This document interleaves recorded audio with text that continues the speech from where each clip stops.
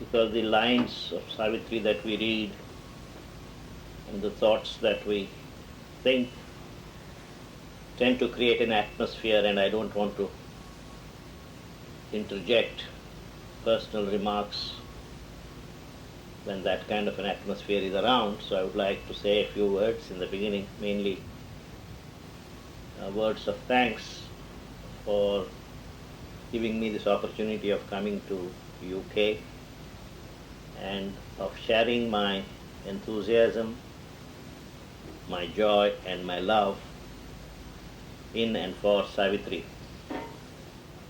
I was here 6 years ago, 1991, on my way back from the US. I don't know at that time how I got to know Vijay Bhai, but I was here and a number of people came, supported the program even at that time. And I'm back here again.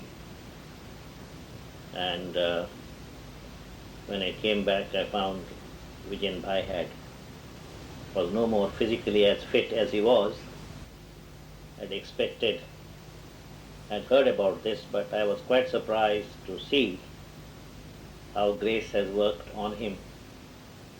I must say I have seen very few people who have been able to overcome the psychological trauma of the slightest physical disability that stroke creates as he has done, which means he has been able to offer this also to the mother's care and mother's grace. And that, where I was sorry that he had this physical disability, I felt happy that he has made this tremendous progress in his sadhana in spite of the handicap he has suffered, he and his wife, in spite of the fact they are just two in their house most of the time, have been giving us wonderful hospitality. My wife and I have been here now, and I was here for another spell of 10 days from the 20th to the 29th, and all our needs were taken care of, and he has been to me like a member of my family. That's the way we have felt during our stay here. So on behalf of my wife and myself, I would like to say to Vijay Bhai and Pratibha Ben that we are once again beholden to them and to the mother for bringing us together for another spell as she has done this time. But I must say the inspiration for this visit of mine must have come from Dhirubhai Shah, because although I knew Vijay Bhai 6 years ago, for various reasons we had lost contact with each other. And Dhirubhai has been coming to Pondicherry. I never knew Dhirubhai. Last time, see, it's all there. Arrangement is there. Last time I was here in 91, Dhirubhai was called away to the US. So he just came for one day to tell me he was not going to be here and he was going to be away in the US. So, but subsequently he has been coming to Pondicherry and has been participating, listening to the talks I give in Pondicherry and Savitri. And he suddenly felt that maybe a program of that kind, if not on that scale, must be organized here under the auspices of Oro Mira Center. And he did most of the correspondence, contacting me and so on. And even if I came here, he has been keeping a close watch on me to see that all my other requirements are met. He has taken me around, he had shown me places. I now know there are wonderful Indian restaurants here in London. I know there are very good Gujarati farsan places here. So if you want to know many more things, I can tell you these things. But he has been most kind and most affectionate towards both of us, my wife and myself. So I think I thank him for showing all this kindness and affection. And like everybody else, he is also a pilgrim, he is also a traveler. And I only invoke the Mother's grace that his travel becomes more expeditious, more comfortable, and he reaches the goal that he wishes to reach. I can't forget Bhupendra Bhai, I don't see him today. Yes, hiding. Oh, hiding. he has been escorting me all over London. I know now about the underground and the overground. I know the one-day ticket, you can go anywhere you like. I know all these sandwich and places which Patels run here. Not that he and I got any concession or free, but he knows something about this. And I must say, he and his wife have been extremely hospitable to us, very kind to us. And I think after I leave London, he and Dhirubhai probably will sigh of relief because we have been too much with them, but they have not given us the impression we have been too much with them, but we feel that they have had to give much of their free time to take care of us. I and Bhupendra Bhai have another connection. I also was very near Karamsad, a place called Vallam Vidyanagar, and he comes from Karamsad, and I was very happy to get to know him and his family. And of course, this had another bonus for me. There was a young, bright Gujarati economist whom I used to know 40 years ago when I first started my career, a man called Praveen P. Shah. He probably knew that I still existed on the earth, and I knew that he still did exist, not only on earth but in UK, but we had never met each other in the last 40 years. But here, lo and behold, after the first talk, he stands up and stares at me and says, "Do you remember me?" And I had to say honestly, no. Then as soon as he announced his name, I just could see the old P.P. Shah, enthusiastic, very young, debonair, and so on, as you used to see him in Rajkot in 1957. So that was a wonderful coming back again, meeting again. And many friends I have made since I came here. This has been a wonderful opportunity. And I must not forget the weather in England. It has been consistently kind, overwhelmingly kind, particularly since my wife arrived. In the first bout here, about 10 days, it was rather foul, as English weather can be at times. And so, considering everything, this has been a wonderful visit for me. And I am really sad to see there are so many people in England who light their own little candles of dedication, devotion to the mother.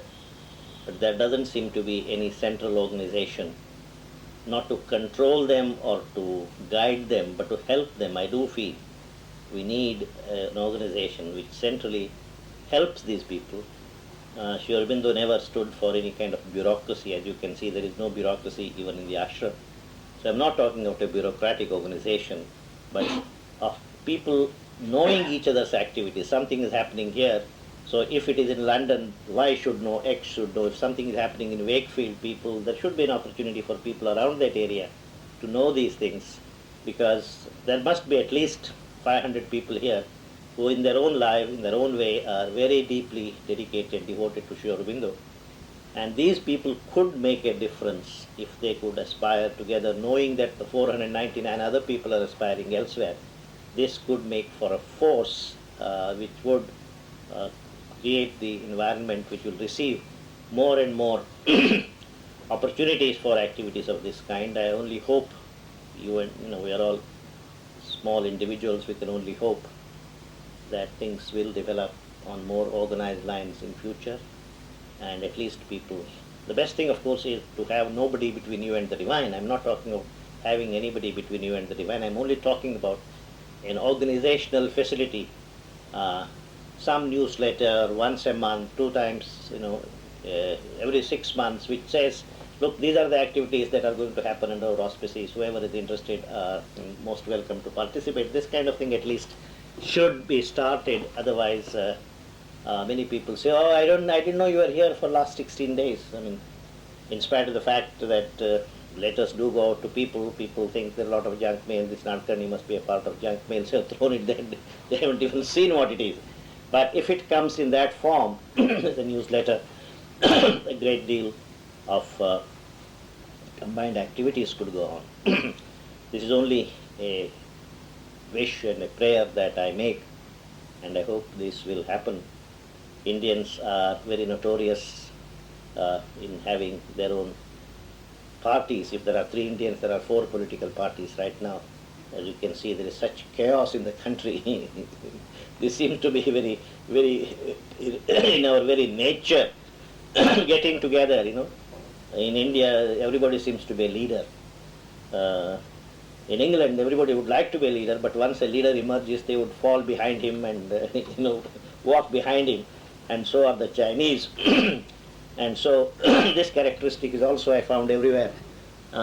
In Singapore, I always tell my friends, there used to be a Sindhi association, there used to be a Punjabi association, there used to be a Tamil association, there used to be a Gujarati association, there used to be all kinds of associations. Each association was fairly wealthy. They had buildings of their own, they had facilities of their own, they had programs of their own. But the only association we did not have a house was Indian Association. So somehow we don't seem to feel Indian, we don't feel more Gujaratis and Punjabis and so on. This seems to be characteristic of ours. Sri Aurobindo has talked about it in the Foundations of Indian Culture, what it indicates and how we should use this to our advantage rather than to our disadvantage. This can be used to our advantage. I think people here will look into this and come up with some kind of a structure for this. Now, this is all that I wanted to say, and I should not, of course, leave out friends who have been coming day after day. Listening to a man for 2-3 days in succession is bad enough, but listening to him for 16 days is really, if I were to listen to somebody for 16 days, I probably would not be as regular as some of you have been, coming from long distances. You have engagements, you have a day-long schedule of work.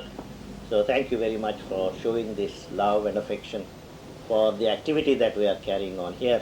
I am very grateful indeed. Now, as I said, this is the last session, and there is so much to do. We may not be able to do everything, but I would still, being greedy that I am when it comes to Savitri, try to give you at least all the highlights that you have here. There are plenty of them. Yesterday I read out some passages from the God of Death to give you a flavor of the discourse that Sri Aurobindo develops here, and the strong arguments that the God of Death has presented, and how Savitri responds to him in each case. One more of that vintage before we go on to the next stage. Here, the God of Death uses a different technique. Here, he praises Savitri for being such a wonderful person and says, why create an upheaval? God created this world, has been going on so beautifully. Why do you challenge God's laws, these set laws here that have been ruling human life? Why create this upheaval? Why can't you just settle for the status quo? Because anything new, anything revolutionary that comes may have consequences you haven't even thought through. God knows in His wisdom when the right time comes, the right things will happen. Why try to hasten things? Why do you want, if you go back, you see, this is the argument which Ashwapati had to face at one point. In the evolutionary time scale, everything will happen in its own time, which may mean wait for another 3, 4, 5, 6 million years, maybe 500 million years before things will happen, before man will see the need to transcend the limitations of mind. And Ashwapati says, no, this is not acceptable. Humanity has been waiting for this great day, for this great event. We have been expecting things to happen. Man has been bearing this load of suffering on his back for millennia now. He needs some help, otherwise he probably will collapse under the burden. And so why he therefore asks the Divine Mother to send a representative of his, and Savitri, as you know, comes as the avatar of the Supreme Mother. Now, the God of Death once again uses the same kind of argument and says on page 650, because thou knowest the wisdom that transcends both veil of forms and the contempt of forms, arise delivered by the seeing gods, If free thou hast kept thy mind from life's fierce stress, thou mightst have been like them omniscient calm. But the violent and passionate heart forbids. It is a storm bird of an anarch power that would upheave the world and tear from it the indecipherable scroll of fate, death's rule and law, and the unknowable will. Why do you want to tear off the undeciphering scroll of fate?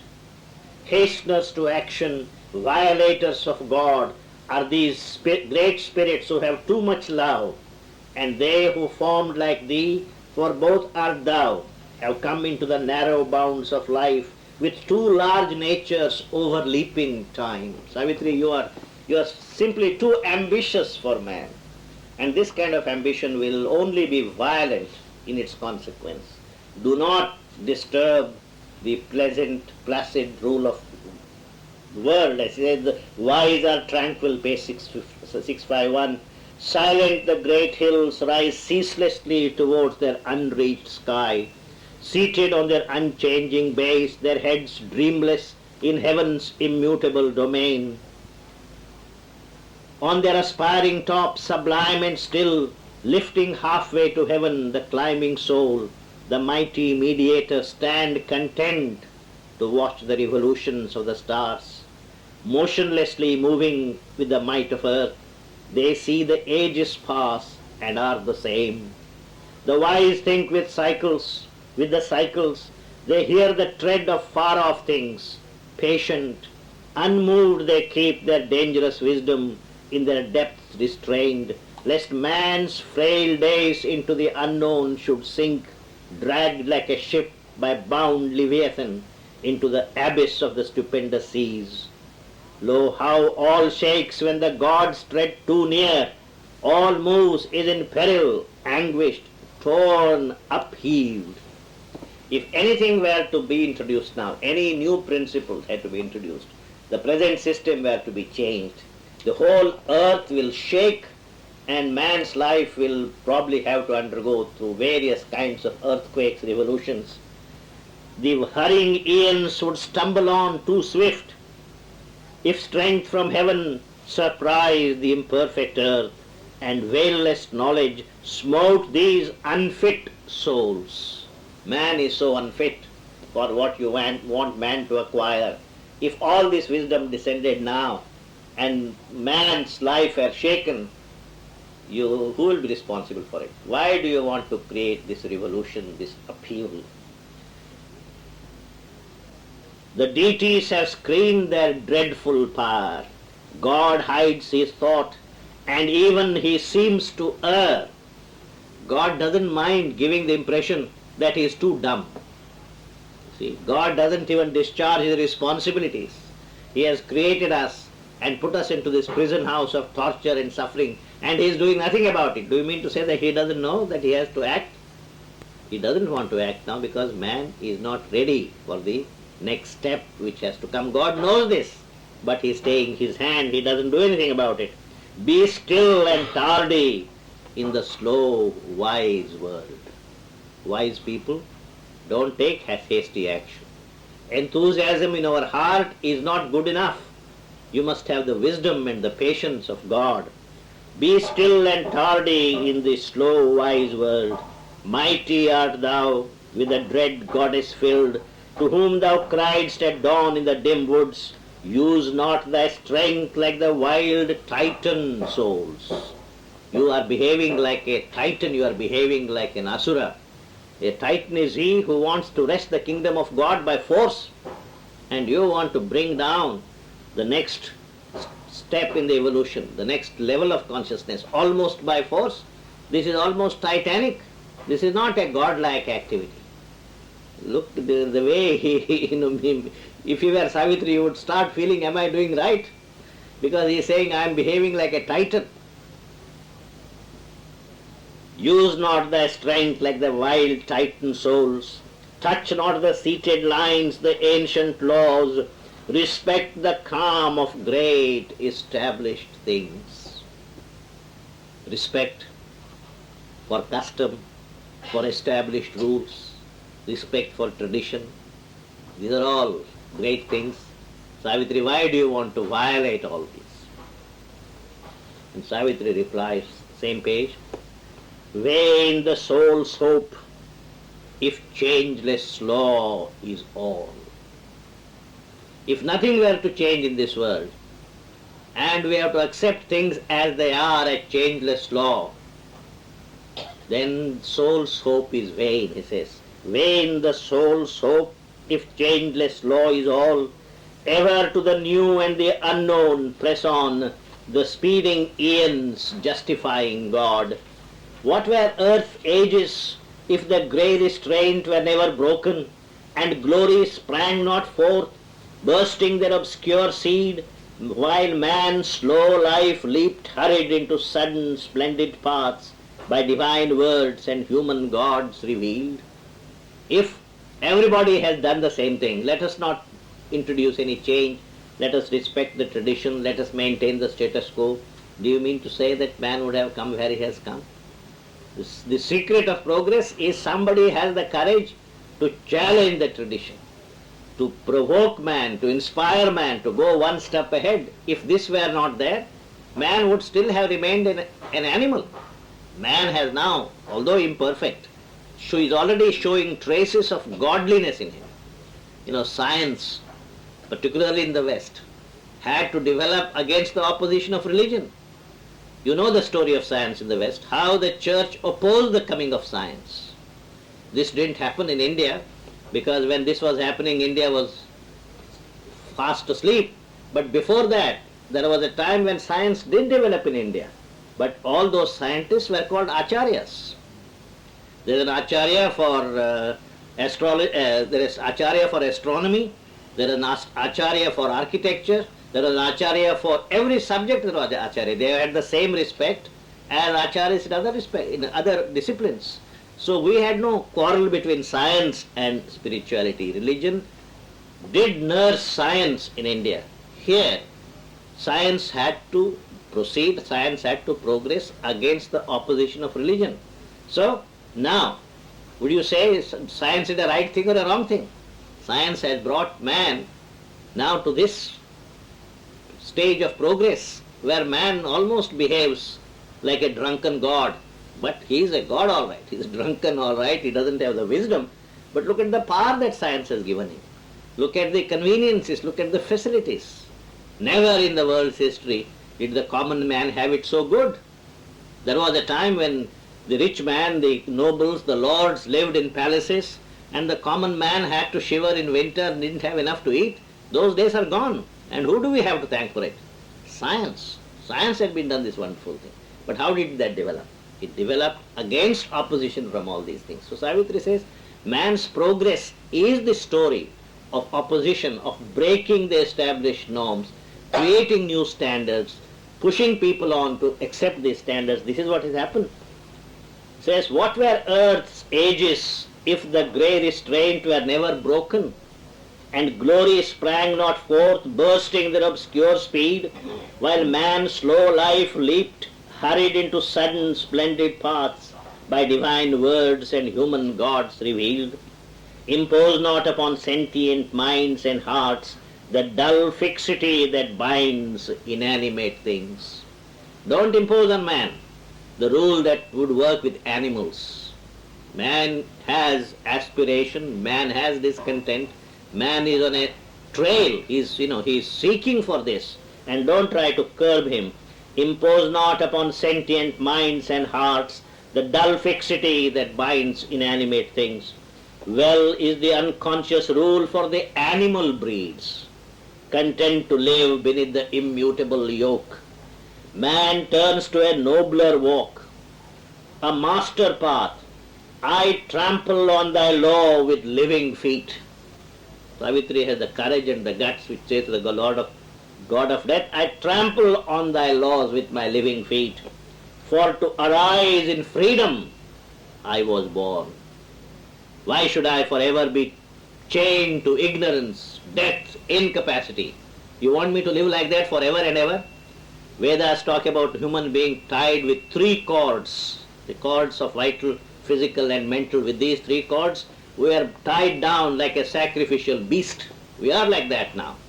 And in between the whiplashes of circumstance, we have small little doses of happiness. That's all that man's life is now. Would you like man to be like this forever and ever? And therefore she says, I trample on thy law with living feet. For to arise in freedom I was born. Then the God of death doesn't give up easily. He is also a QC. He also knows all the laws. He just goes on. Why should the noble and immortal will stoop to the petty works of transient earth, freedom forgotten and the eternal spark? Or is this the high use of strength and thought, to struggle with the bonds of death and time, and spend the labor that might earn the gods, and battle and bear agony of wounds, to grasp the trivial joys that earth can guard in her small treasure chest of passing things? Oh Savitri, don't you know the energy you have? You better spend in tapasya, in finding God. What are you trying to do here? You are saying, I must have the freedom to go out into the supermarket and buy what I want to buy. Is that what the freedom is for? Is what the power that I have given you for? The power that has been given to you must be used in rejecting the world and accepting the divine. That is what is the power. You are after trivial joys. This is another very deceptive argument. Oh, Sri Aurobindo wanted the world. Oh, that means he wanted all the bad things in the world to continue. No, we are not like that. We have decided once for all that the earth is wicked, the world is sinful, and the sooner you say goodbye to it, the better for you spiritually. This was the argument. Olympic-sized swimming pools, boys and girls dressing nicely, playing tennis, doing gymnastics together. What is this? How can this be a godly way of life? People have said this. Now today the whole of Tamil Nadu is celebrating one freedom. Everywhere you go in Tamil Nadu, girls are on their cycles. If ashram has done nothing else, at least has brought about this revolution. At one time it was scandalous, girls on cycles. They won't mind, our people are such, they won't mind girls pushing cycle rickshaws with men sitting there. That would be okay. But girls on cycles, that is scandalous. This is sacrilege to God. This is the kind of argument, it's so clever, God of death. Oh, he says, child, hast thou trodden the gods beneath thy feet, only to win poor sheds of earthly life? For him thou lovest, cancelling the glad release, keeping from early rapture of the heavens. His soul the lenient deities have called. And not only do you want the earth, you want to pull down Satyavan. He has been freed from the fret and the agony of living. He is happy there, eternal peace. When somebody dies, we say, we wish eternal peace. So he is in eternal peace. You want to pull him down to earth and bring him to this hell. What is it? You say on the one hand you love Satyavan, on the other hand you want him to come down from his whatever heaven that he is now there. You want to pull him down and bring him here and make him suffer all the agonies of an earthly life. That's what he says. Are thy arms, see how as rhetoric, are thy arms sweeter than the courts of God? What is it you have to offer? An embrace of love. Do you mean to say that arms are sweeter than the courts of God? He is now where he is resting in peace. Savitri's reply, and after this we'll move on to something else.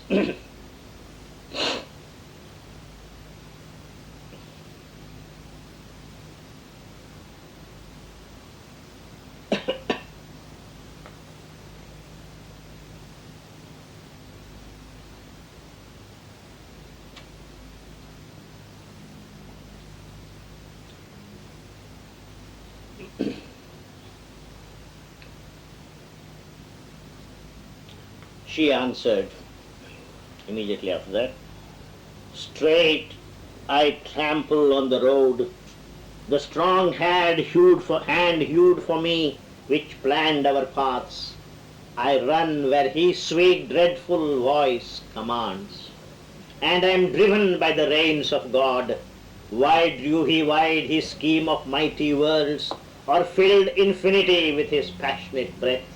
Or wherefore did he build my mortal form, and sow in me his bright and proud desires, if not to achieve, to flower in me, to love, carving his human image richly shaped, in thoughts and largenesses and golden powers?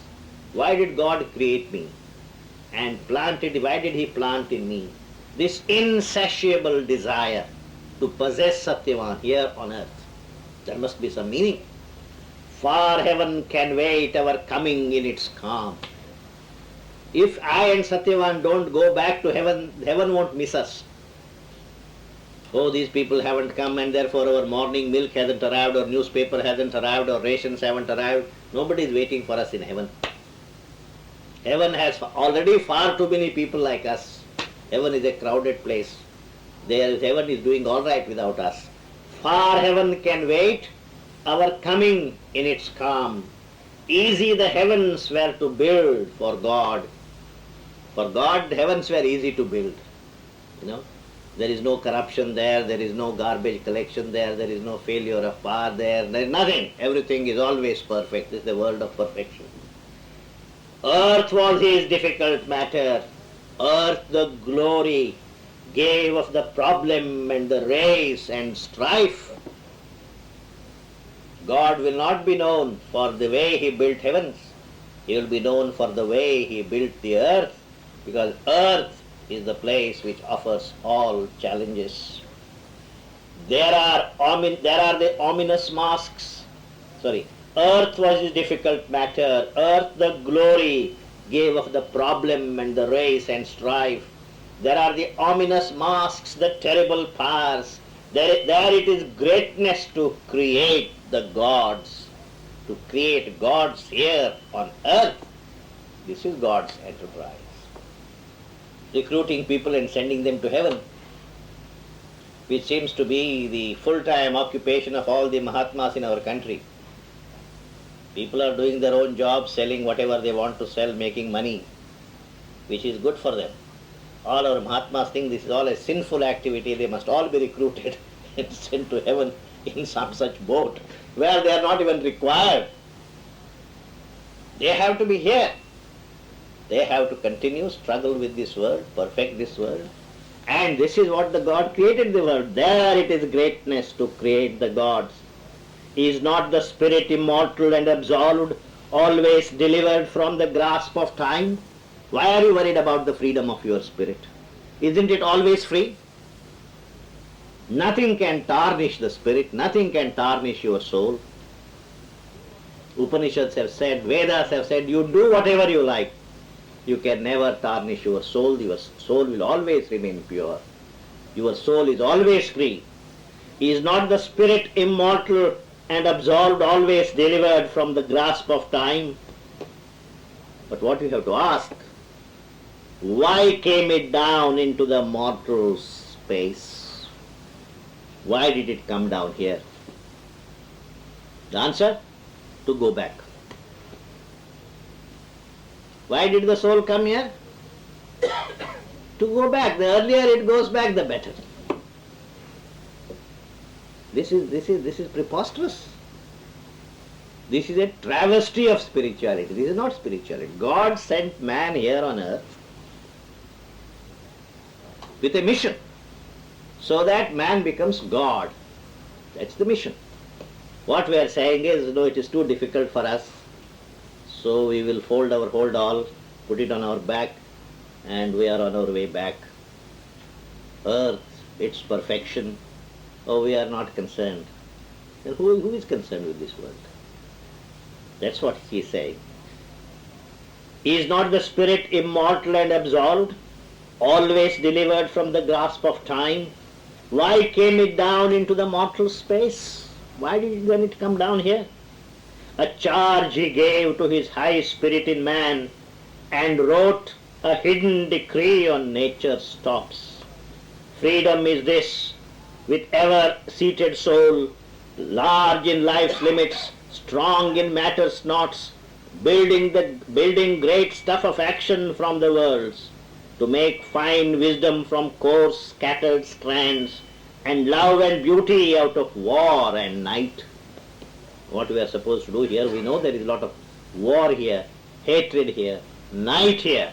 Our job is to transform it and create out of all this ugliness love and beauty.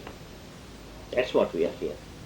We are saying, no, this war-torn world, there is too much hatred here, there is too much corruption here, there is too much evil here, and therefore we want to go back. A charge he gave to his high spirit in man, and wrote a hidden decree on nature's tops. Freedom is this, with ever-seated soul, large in life's limits, strong in matter's knots, building great stuff of action from the worlds, to make fine wisdom from coarse, scattered strands, and love and beauty out of war and night, the wager wonderful, the game divine. This is the divine game we are supposed to come and play here. Who talks about this? Everybody talks about. All that people are asking, is there a concessional ticket I can buy? Can I go back to heaven in 6 weeks? Somebody says you can go in 5 weeks. Follow me, I'll take you 5 weeks. This is the competition, honestly. When shorn of all the verbiage and all the words and all the glamour, this is the message that we give in the name of religion. This world is ugly, this world is bad, this world is evil. The sooner you develop a dispassion for it, vairagya for it, leave it and go away, the better will it be for you. And Savitri says exactly the opposite. Why did God send us here? She said, to create out of hatred and war, love. That's what it says. The wage wonderful, the game divine. What liberty has the soul which feels not free, unless stripped bare and cannot kiss the bonds the lover winds round his playmate's limbs, choosing his tyranny, crushed in his embrace. I don't think anybody can write more powerful poetry than this. He says, what is the freedom a lover can have if he cannot exercise it, to be crushed by his lover in his embrace? At that time she doesn't say, oh, my body is aching, hurt. That's the whole fulfillment and ecstasy of love. To be engaged here in matter and change matter, dominate it and change it to the way God wanted matter to change.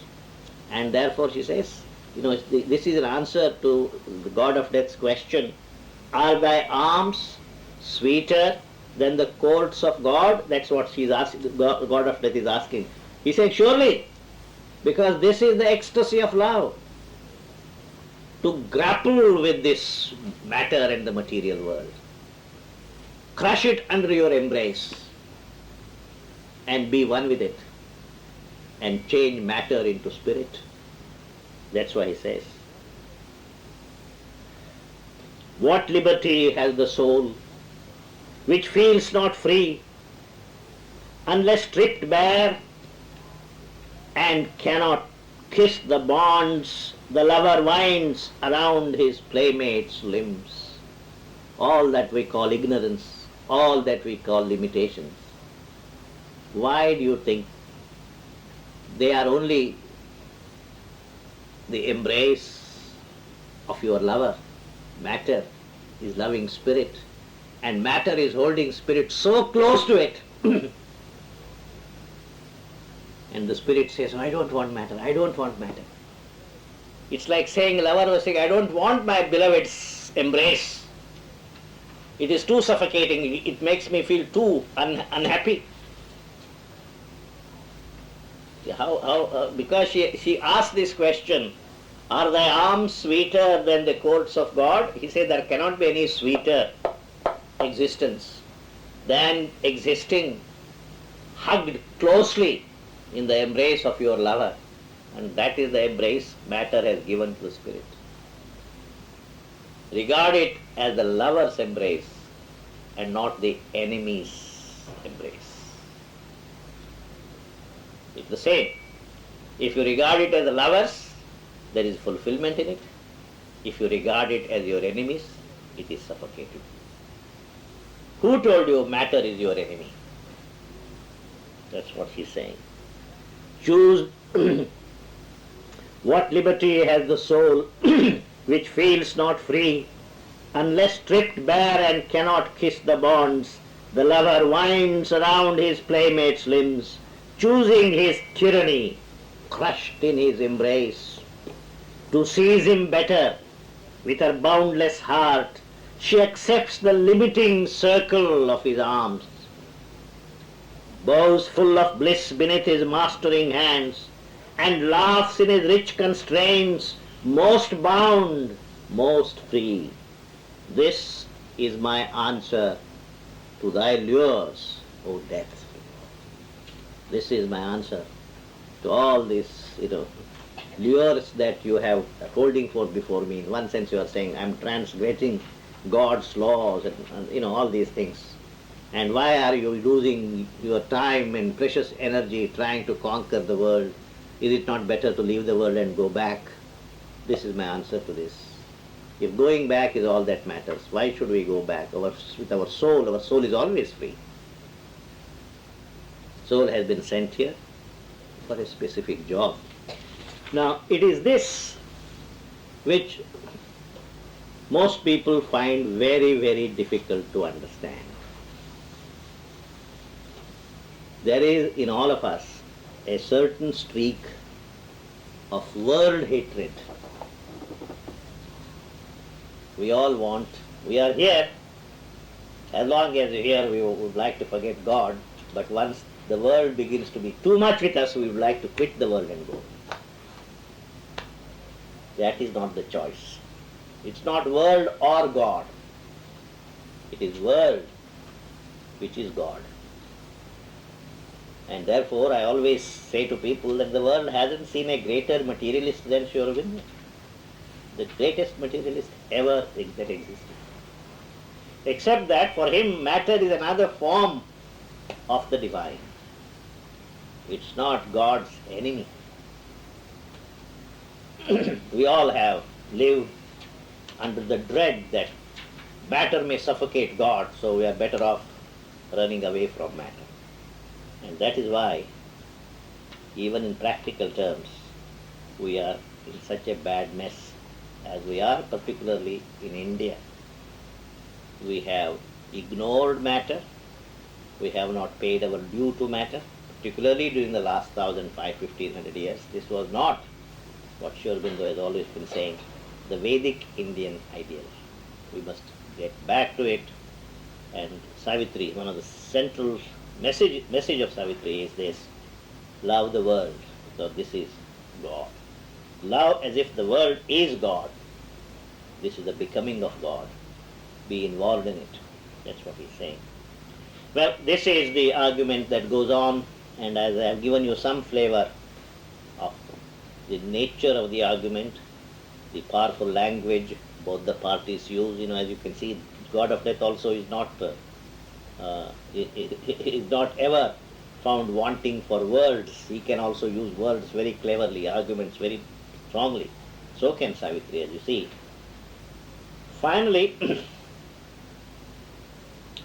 God of death says on page 664, well, I understand all that you have been saying, but I would now like to ask you a more basic question.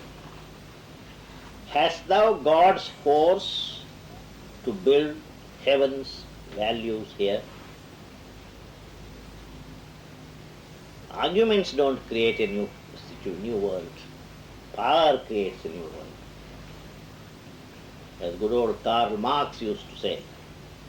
Not philosophy, power. You need power to create a great world. Oh Savitri, I am quite impressed by your learning, by your logic, by your arguments, but do you have the power? Hast thou God's force to build heaven's values here? For truth and knowledge are an idle gleam, if knowledge brings not power to change the world.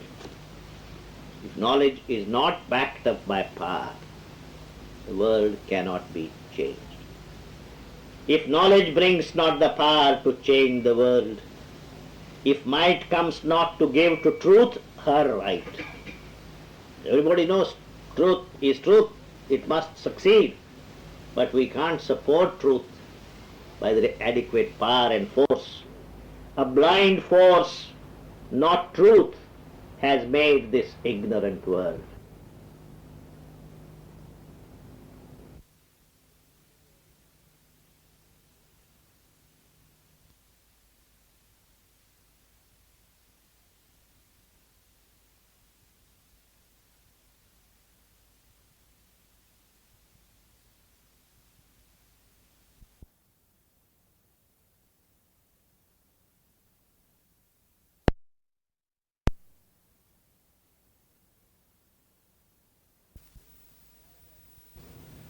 Not truth orders the lives of men.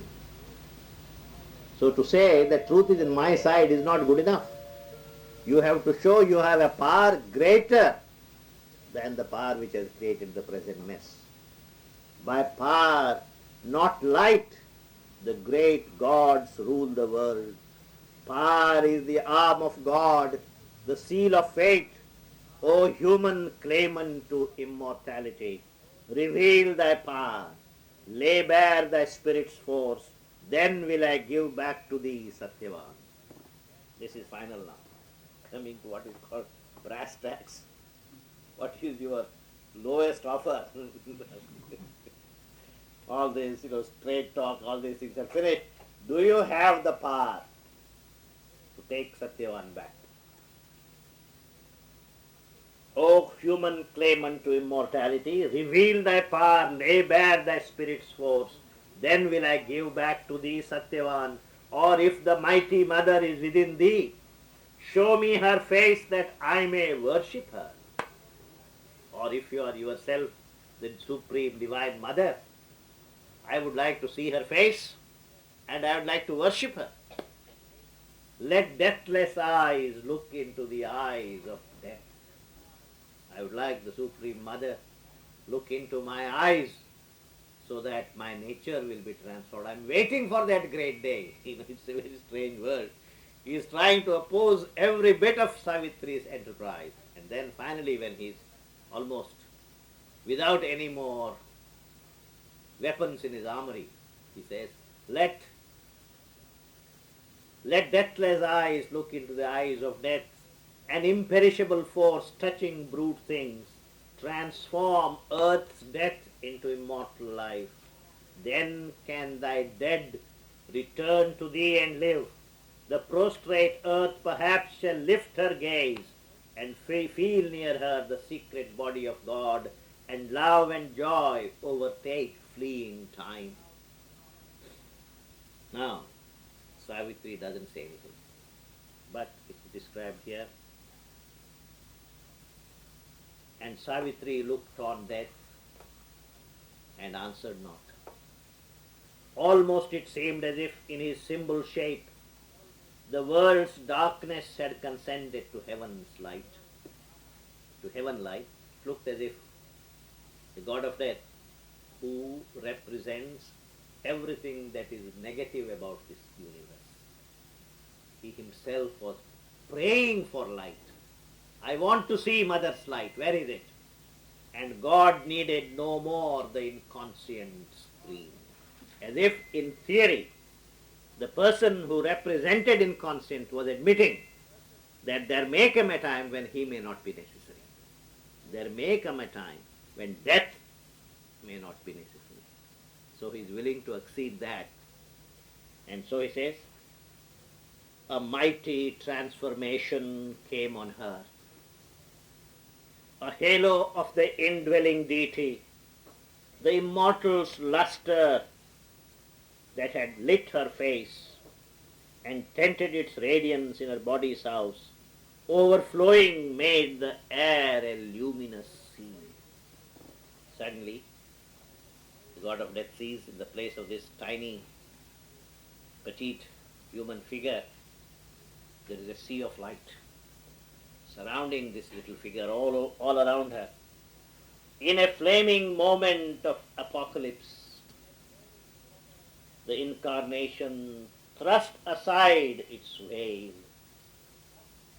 The incarnation removes the veil for a little while. A little figure in infinity, yet stood and seemed the eternal's very house. Savitri, of course, didn't grow tall and fill the whole sky. He didn't do that. She still looked what she was, but as he looked at her, she looked at the very center of eternity, the very source of all infinity. A little figure in infinity, yet stood and seemed the eternal's very house, as if the world's center was her very soul, and all wide space was but its outer robe. The whole wide space was just her outer robe, and she was the soul and heart of the entire creation. A curve of the calm hauteur of far heaven, descending into earth's humanity, her forehead span vaulted the omniscient's gaze. Her eyes were two stars that watched the universe. The power that from her being's summit reigned, the presence chambered in lotus secrecy, came down and held the center in her brow. Now comes in quick succession until the end of that page, the description once again of the descent of the higher force, the dynamic divine, occupying all the, touching all the centers, the centers that the people who talk about Kundalini have recognized, the Sahasrara, the Ajna, the Vishuddha, Anahata, Manipura, all these. There is a beautiful description of it, quick one by one. And this is something you can read. And then the god of death is trembling. He knows his end is near. But what does Savitri say? Savitri is the Supreme Mother. For her there are no enemies. For her there are no opponents. The god of death was appointed by her to do a particular job. And he will continue to do that job to the best of his abilities until that job is necessary. When man rises beyond ignorance, death may not be necessary. And so, death withdraws. I have talked about this earlier and I don't want to go into this. And Savitri therefore says, I hail thee, almighty and victorious death,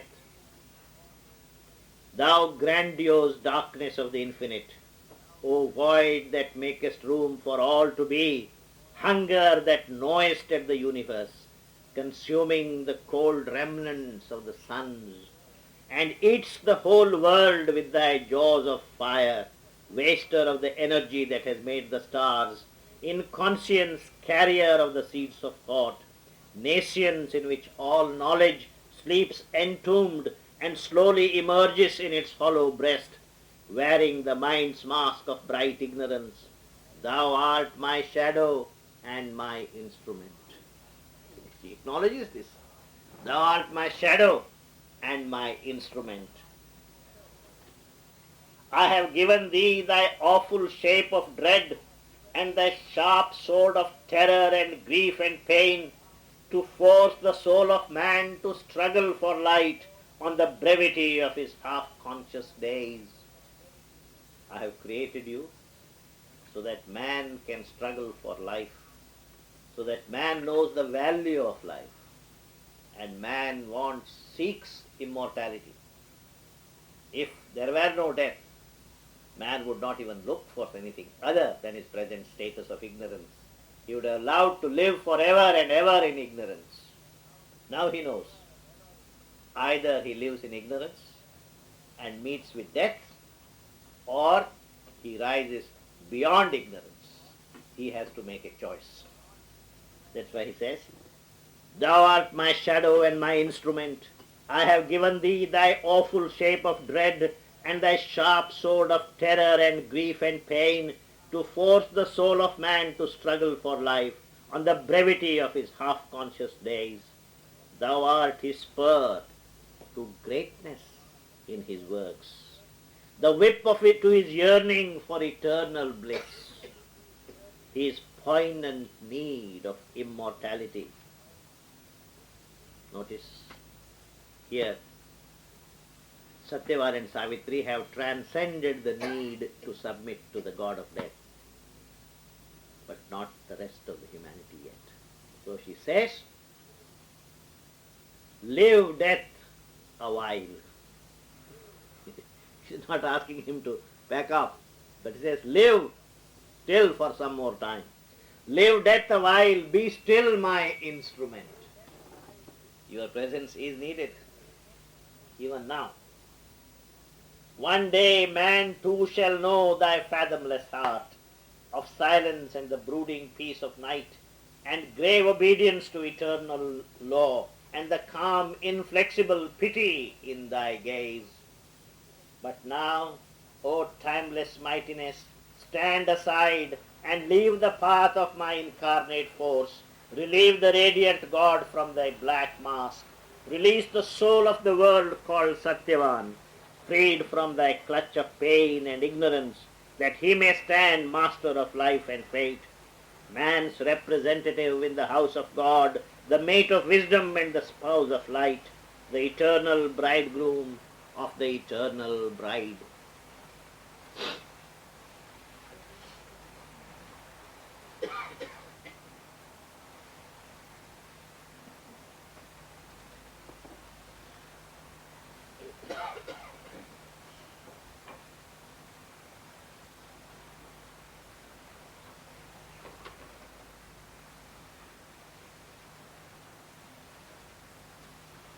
Between the god of death.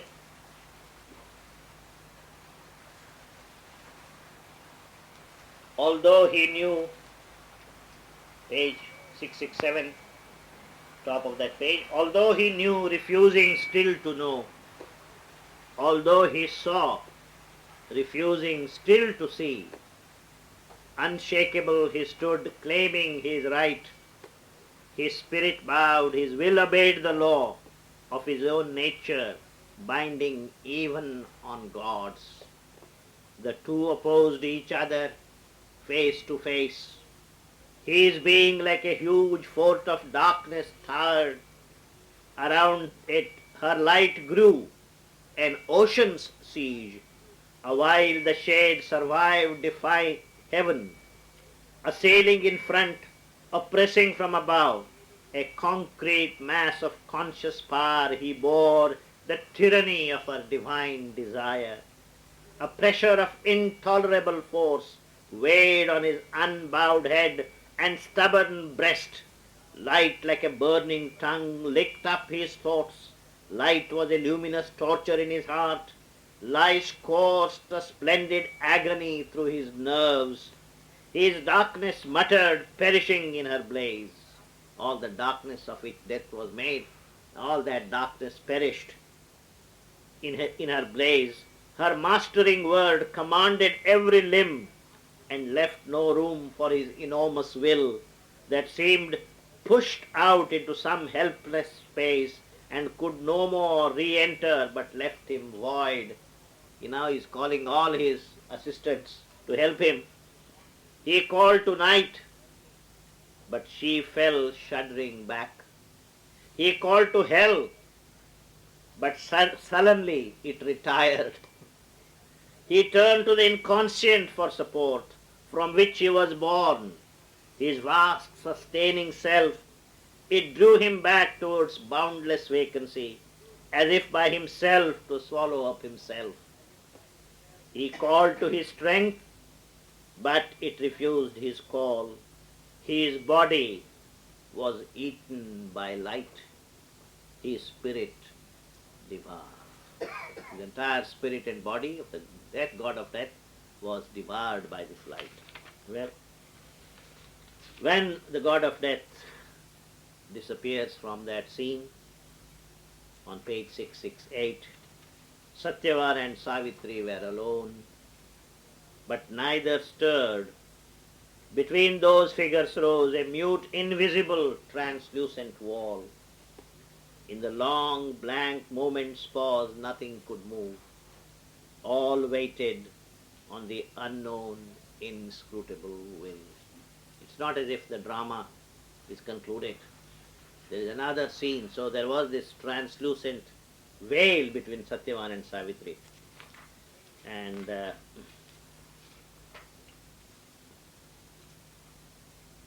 now, the god of death, transformed, is transformed because he is eaten up by light. He reappears. How does he look? Page 678.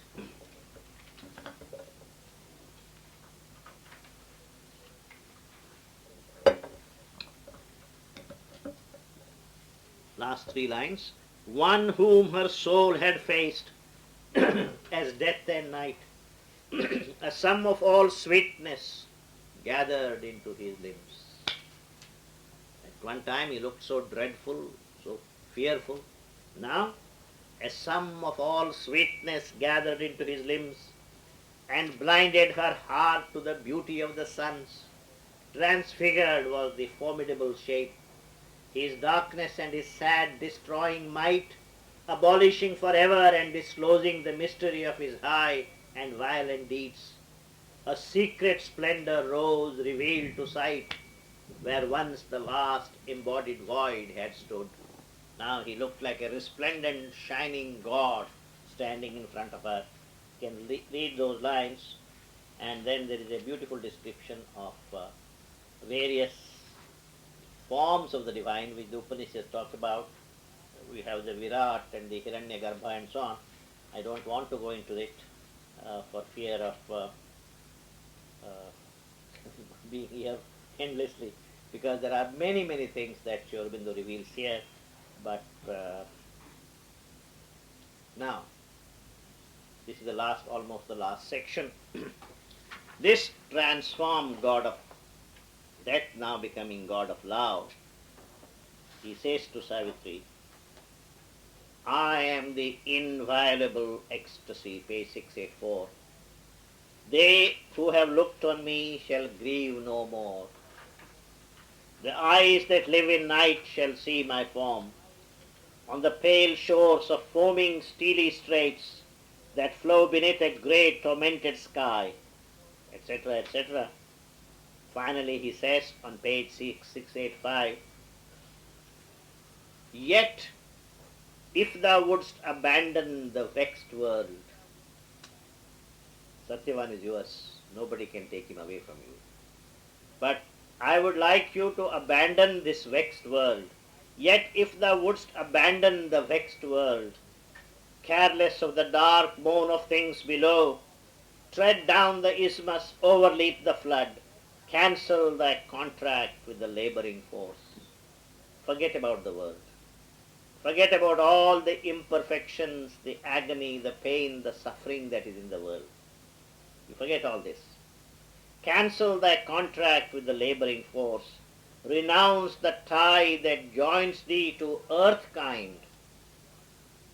Cast off thy sympathy with mortal hearts.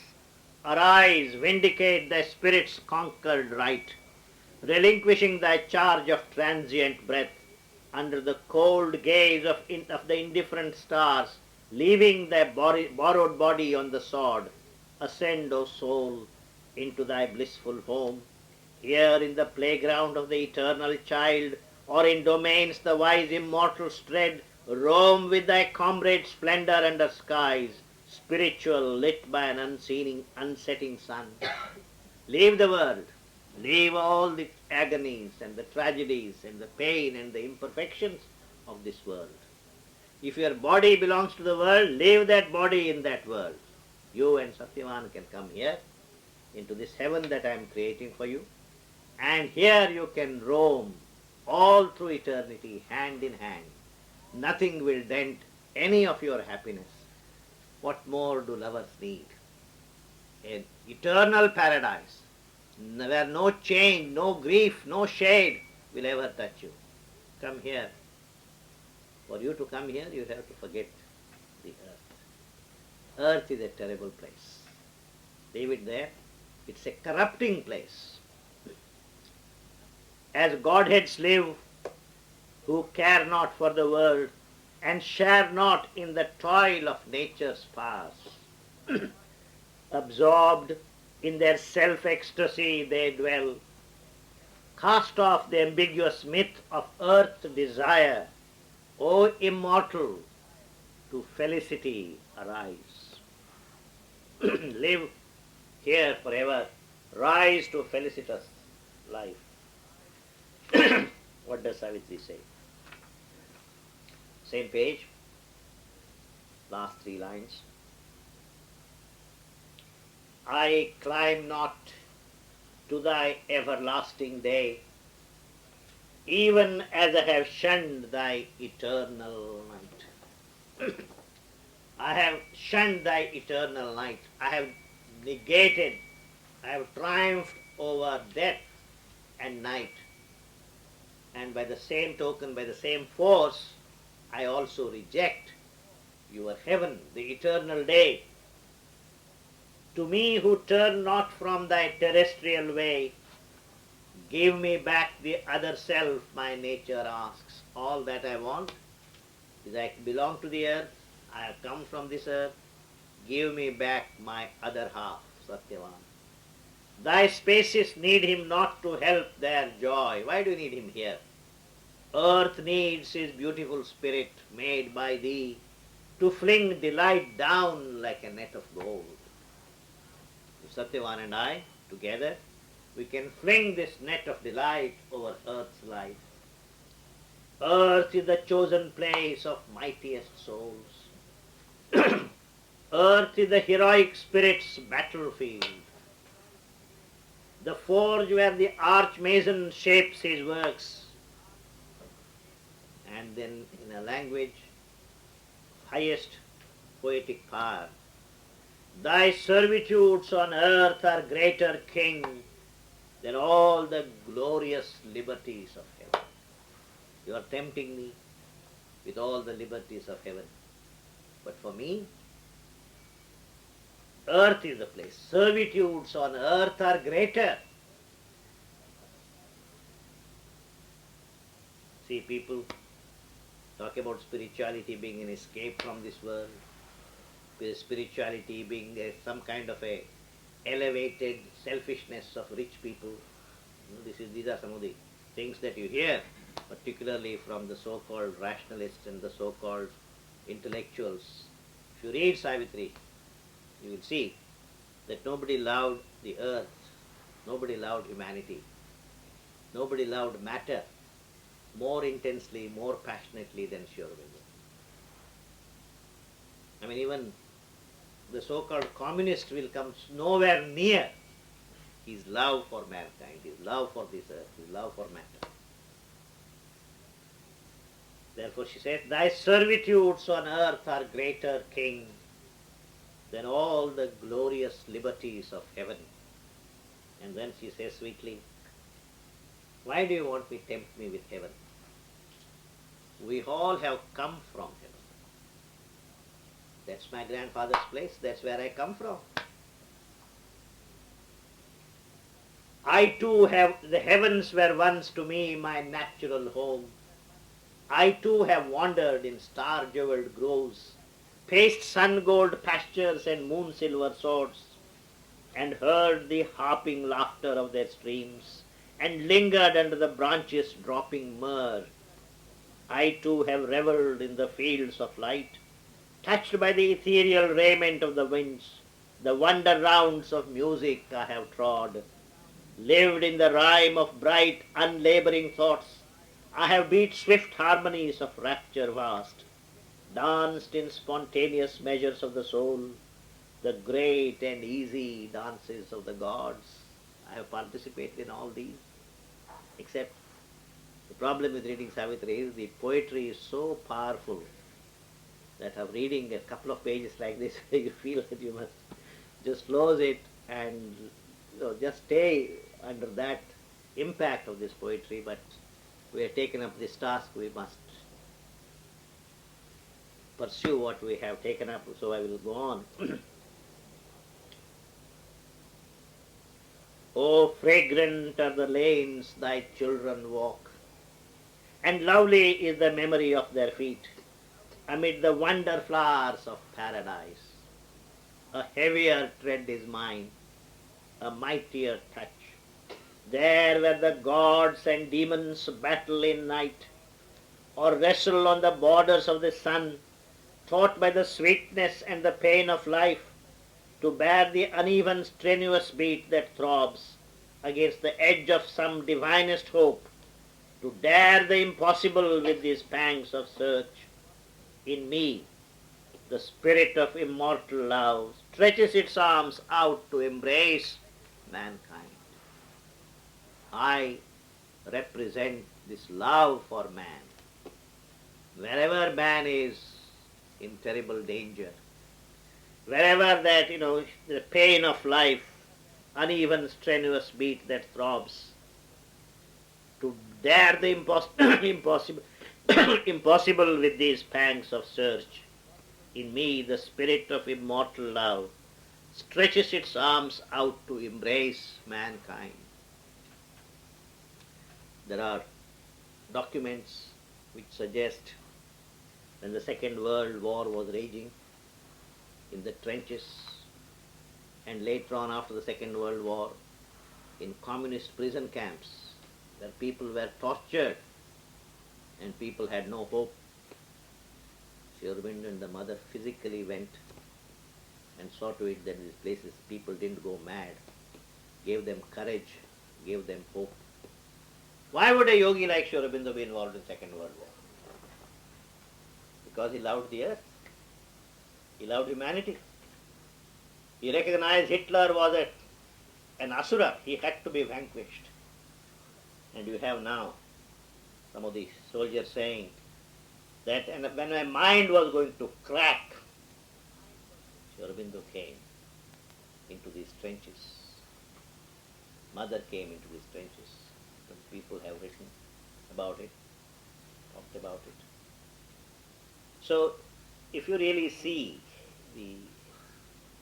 his commitment to this world's agonies, you can't never say that this is a selfish enterprise.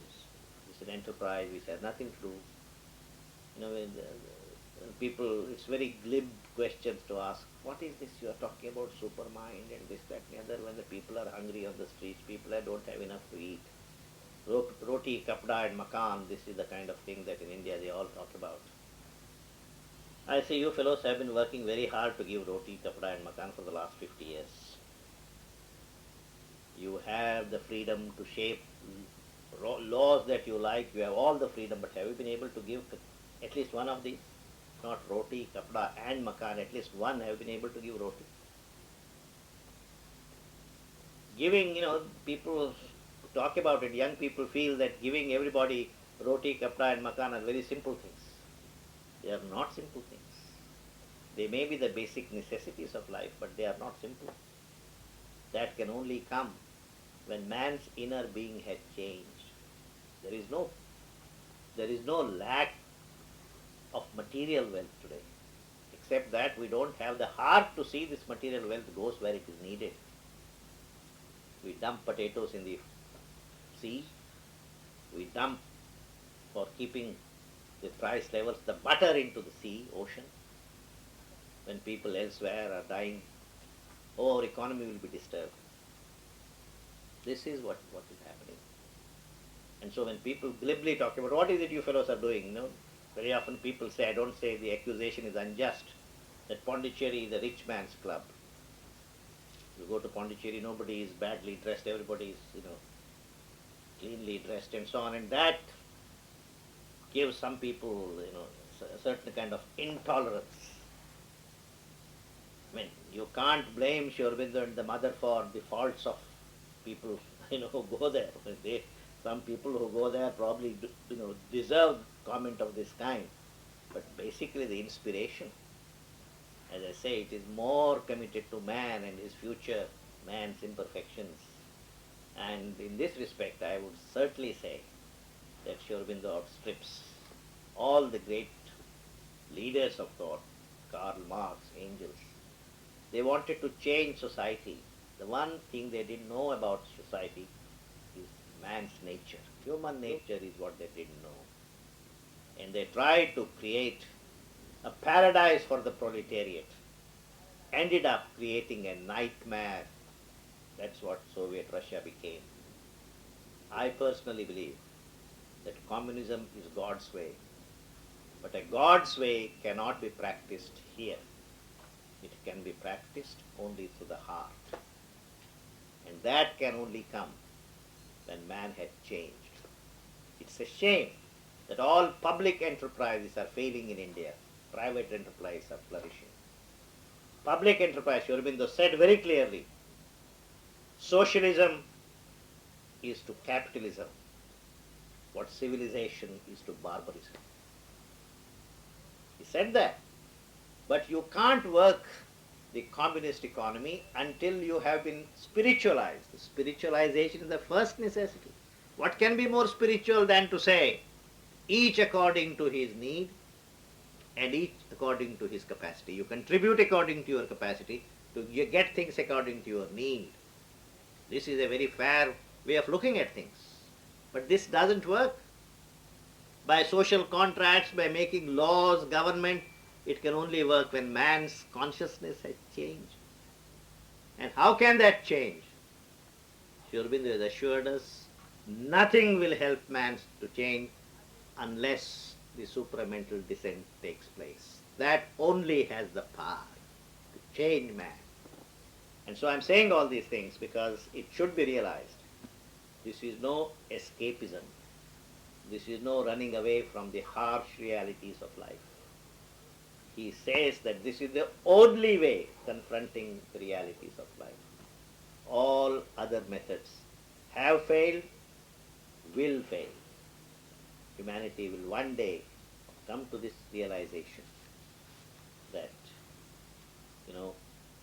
adjustments of various kinds, continuing to live on the mental level forever is not going to solve the problems.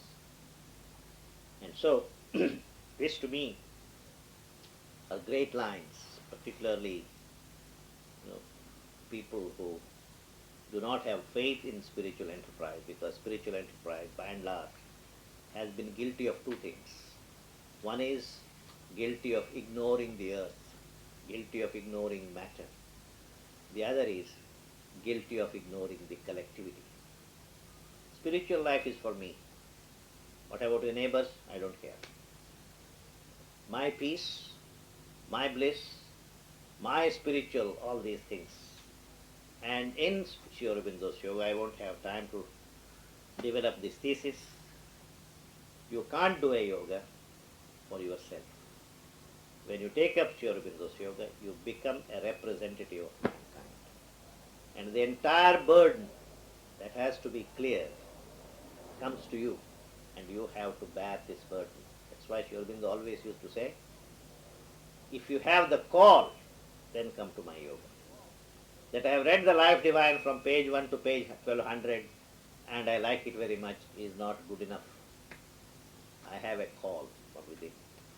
Even then there are problems. So this is a yoga where the individual and the collectivity come together. There is nothing like an individual siddhi here. Every siddhi of yours is also shared by the collectivity. This is the nature of this yoga, because this commitment to earth, to matter, to collectivity is so very central to Sri Aurobindo's teachings. And later on also there are many, many passages in Savitri which will bear this out. But I understand many of our friends have brought good food and so on, it's waiting, so I can't make you wait forever. So we'll have to continue with what we are doing. But even as poetry, look at the ways he writes. He says, too far the heavens for me from suffering men. Imperfect is the joy not shared by all. Imperfect is the joy not shared by all. O to spread forth, O to encircle and seize more hearts till love in us has filled thy world. O life, the life beneath the wheeling stars, for victory in the tournament with death, for bending of the fierce and difficult bow, for flashing of the splendid sword of God, O thou who sounds the trumpet in the lists, part not the handle from the untried steel. Take not the warrior with his blow unstruck. Are there not still a million fights to wage? Why are we in a hurry to go back to God and His bliss and moksha? Are there not a million wars to wage here? Are there not a million battles to win? O Kingsmith, clang on still thy toil begun. Weld us to one in thy strong smithy of life. Thy fine curved jewelled hilt call Savitri. Thy blade's exultant smile name Satyavan. Savitri and Satyavan together make the sword, the God's sword, with which God will fight here a million wars. There are still a million wars to wage. Play out what thou hast fluted on my stops. Arise from the strain that first wild plain divined, and that discover which is yet unsung. I know that I can lift man's soul to God. I know that he can bring the immortal down. Our will labors, permitted by thy will, and without thee, an empty roar of storm, a senseless whirlwind is the Titan's force, and without thee, a snare the strength of gods. Let not the inconscient gulf swallow man's race, that through earth's ignorance struggle towards thy light. O Thunderer, with the lightnings of the soul, give not to darkness and to death thy son. Achieve thy wisdom's hidden firm decree and the mandate of thy secret worldwide love. Even after this God of love hasn't finished. Just one more. He has one more weapon in his armor. It is in brief the following. Savitri, I appreciate your enthusiasm to save mankind. Good enterprise. But have you ever taken an opinion poll? Does mankind really want to be saved?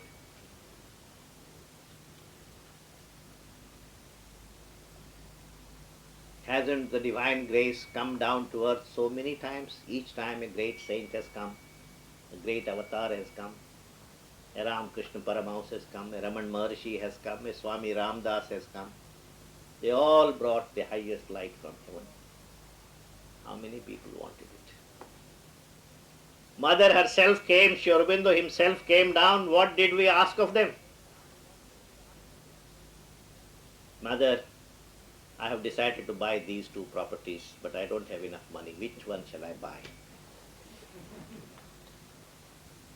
Mother never said, you stupid fool. Don't you realize why I have come for? No. She said, buy this one. Mother, the doctors have recommended either an operation or this particular treatment. Which shall I do? Do this. These are the two eligible boys I have selected for my daughter. Which one do you think will end?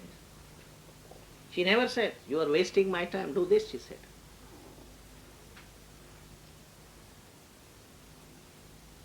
This is what we have always done.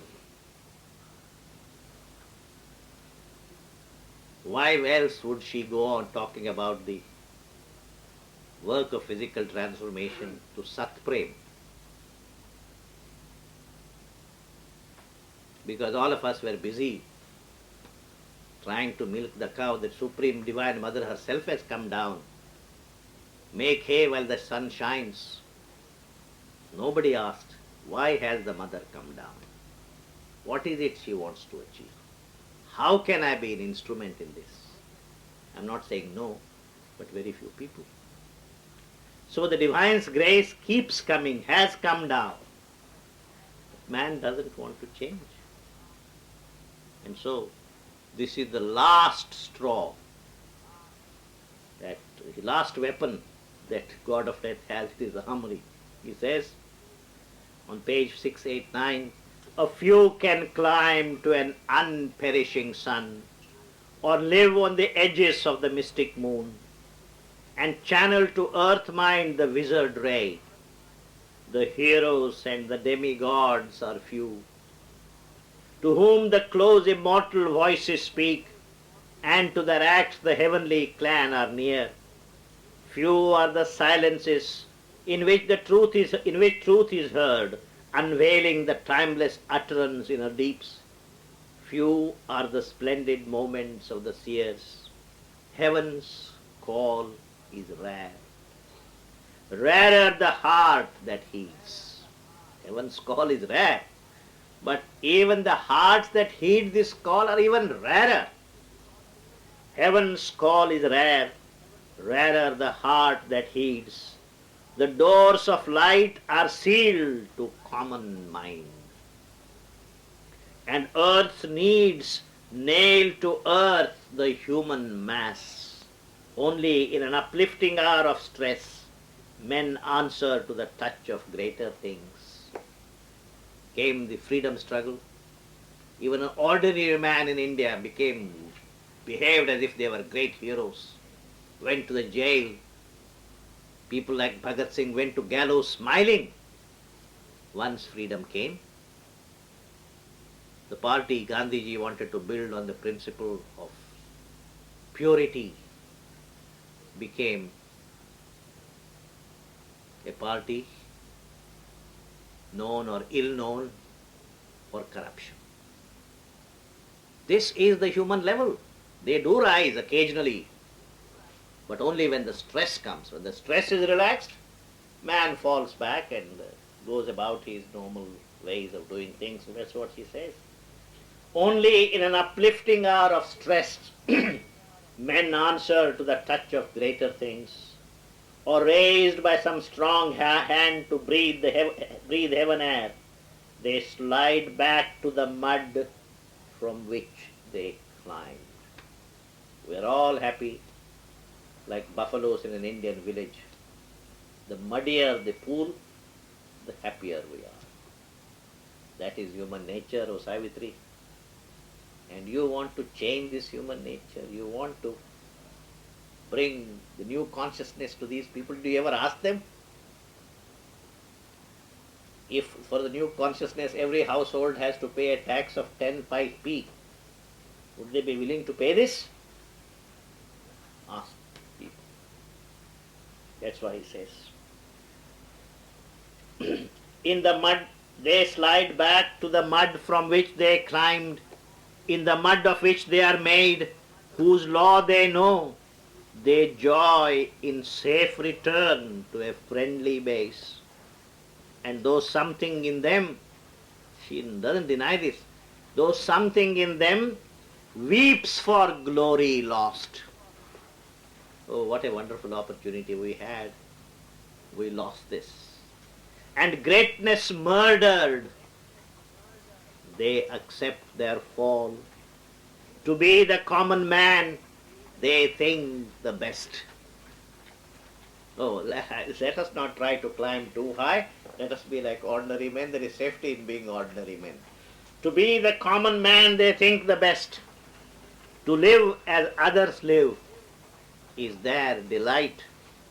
For most are built on nature's early plan, and owe small debt to a superior plane. Most of us are built to suit an animal existence. Very few of us are near the higher level. The human average is their level pitch, a thinking animal's material range. Now I think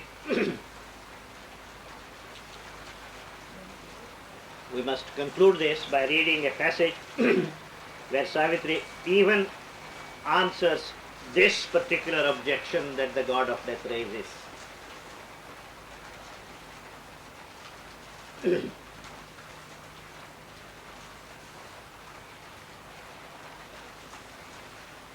I'm wondering whether my voice is louder or the range. You can close the door if you want. Close the door. Close the door.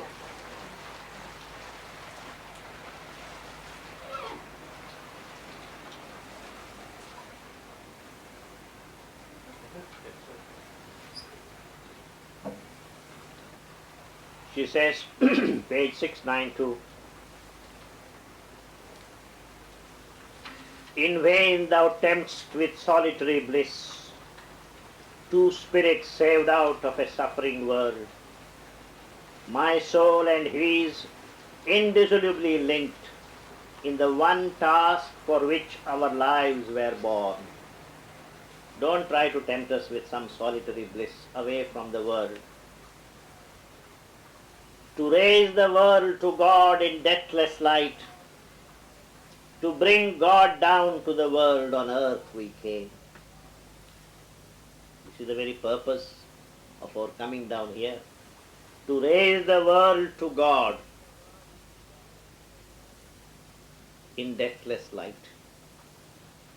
To bring God down to the world on earth we came. To change the earthly life to life divine. I keep my will to save the world and man. Even the charm of the alluring face, alluring voice, O blissful Godhead, cannot seize and snare. O God, God of love, however sweet your language, however alluring their voice, however tempting the snare, you cannot capture us. I sacrifice not earth to happier worlds. Happier worlds there may be, but to attain those happier worlds, I am not willing to sacrifice the earth.